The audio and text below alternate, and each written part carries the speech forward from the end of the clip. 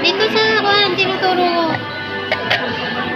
Itong unang butas, Charger. diyan ka magcha-charge. Ito, Ilaw. ito pwede mo to, hindi yan ilaw. Dito yan, sa saksakan.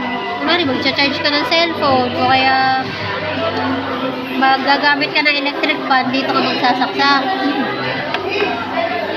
Kunwari, kagaya itong ilaw ang ginamit ko. Pag binuksan mo to, yan, makikita mo yung pula dito, di ba?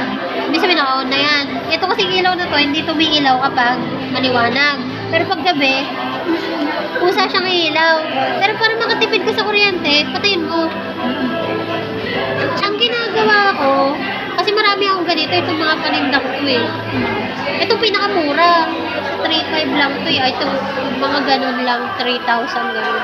Pero yan lang yun, hindi pa kasama yung mga gamit. Ang ginagawa ko, sa umaga, pagkagising doon ako nagcha-charge ng cellphone, hanggang alas 10 ng gabi, hanggang alas 12 ng tanghali. Tapos, tapos ng alas 12 ng tanghali, hindi ko na ginagamit. Para sa gabi, may ilaw ako. Electric fan na. Pwede rin dyan. Pwede rin. Pagkakuan, bago magtanghali, patayin mo na para may ilaw ka sa gabi. Tsaka pag nag-on ka ng ilaw, ganyan. Pag nag-on ka, yan, ganyan. Pagka gusto mo patayin, ganun.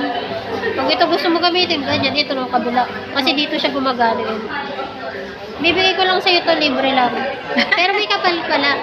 Yung mga solar panel mo na hindi ginagamit, nandugo. Kailangan, pagka may tagabuhat na ako, nandito na si Ryan, yun, palit mo sa akin. Kasi mabigat eh, hindi ko yung dadalhin. Turo ko naman sa'yo yung wiring.